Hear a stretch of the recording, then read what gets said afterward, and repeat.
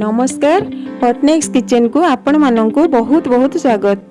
आज मु आपण मानक सहित शेयर करी ओडिशा प्रसिद्ध छतिया काकरार रेसिपी।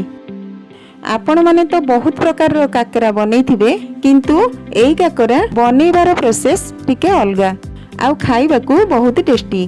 चलंतु स्टार्ट करिबा आज रे रेसिपी। प्रथम गोटे बाउल नै सेथिरे दबा मेजरमेंट कप रे 2 कप मैदा। 2 कप मैदा हिसाब रे एबे इथिरे ऐड करिबा 2 कप पानी देकी भलो भाबरे मिक्स कर दबा। देखंतु एठी मैदार बैटरटा रेडी हो जाइछि। एबे गैस ऑन करी कढ़ी बसैबा आ सेथिरे देई दबा 1/4 कप पानी। ता सहित देबा 2 बड़ चम्मच चीनी, आधा चम्मच लूण आ गोटे बड़ चम्मच तेल बा घिओ। ए सब को मिक्स कर दबा आउ याकू फुटीबा को देबा। भलो भाबरे फुटी जिबा परे गैस रो फ्लेम को लो कर दबा आउ मैदार बैटर को अल्प अल्प करी दबा। गोटे हाथ रे मैदार बैटर को ढाळुथिबे आउ गोटे हाथ रे मिक्स करूथिबे। धीरे धीरे किछि समय गोळेबा परे जंतणीटा बहलिया हेई आसीबो। लगातार एमिति चलौथिबे, नहेले तळे लागि जाई पारे। पूरा एमिति गोटे डो टाइप रो हेई जिबा परे गैस ऑफ कर दबा आउ याकू 5 मिनिट पई कवर कर दबा। कवर करी रखिबा द्वारा जंतणीटा आहुरी सिझी जिवो। 5 मिनिट परे गोटे प्लेट रे तेल लगेकी सब जंतणी को प्लेट को दे दबा आउ ताकू टिके ठंडा हेबा को छाडी दबा। आउ एई भितरे आमे पूरा बनै नबा। सेहिति पई कढ़ई गरम करी सेथिरे दबा 2 चम्मच सूजी को 1 ରୁ 2 मिनिट पई भाजी नबा। सूजी भाजी हे गलानी। एबे एथिरे ऐड करबा गोटे मीडियम साइज नडिया रो कोरा। नडिया को 2 मिनिट पई भाजीबा लो फ्लेम रे। आ सब काकराठू छतिया काकरा बनैबार प्रोसेस टिके अलगा। तो एठी नडिया भाजी हे गलानी। एबे एथिरे ऐड करबा 1/4 कप चीनी आ ताको भलो भाबरे मिक्स कर दबा। आपण चाहिले एठी गुड़ मध्य ऐड करि परिबे, किंतु छतिया काकरा रे गुड़ यूज हुएनी, चीनी रो यूज हुए। आपण आपणक हिसाब रे चीनी रो क्वांटिटी को कम बेसी करि परिबे।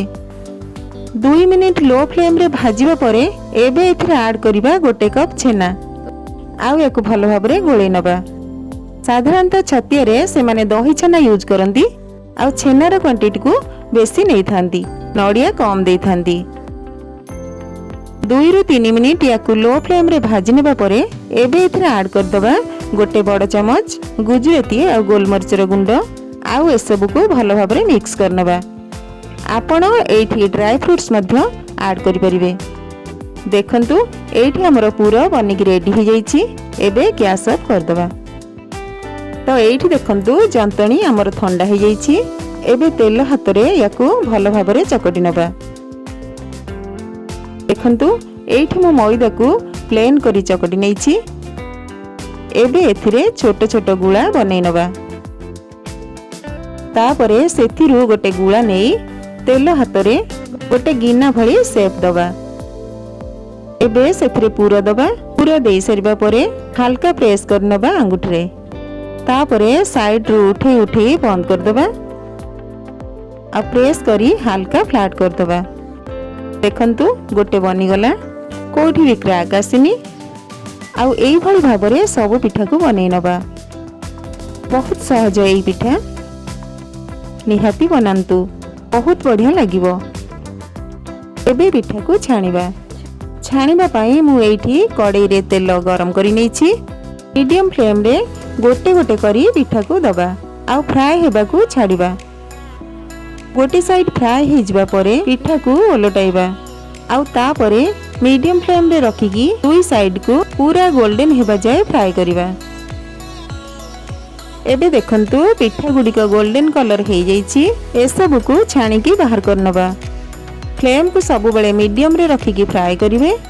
हाई फ्लेम रे फ्राई कले पिठार भीतर सिझिबनी आ बहुत जल्दी ऊपरू लाल हो जिवो। सेम प्रोसेस रे सबु पिठा को फ्राई करिबा। देखंतु एठी सबुतक पिठा बनी जाइछि। बहुत ही बढ़िया बनी आमर छतिया काकरा। जदि आपण मानंकु आजिर ए रेसिपीटी पसंद आसे ताहले भिडियोटी को लाइक करदेबे आउ चैनल को सब्सक्राइब करनेबे। रेसिपीटी बनांतु आ केमिति लागिला कमेंट करी जणांतु। आजि पई रहुची पुणी आसीबे आ गोटे नुआ रेसिपी सहित। धन्यवाद।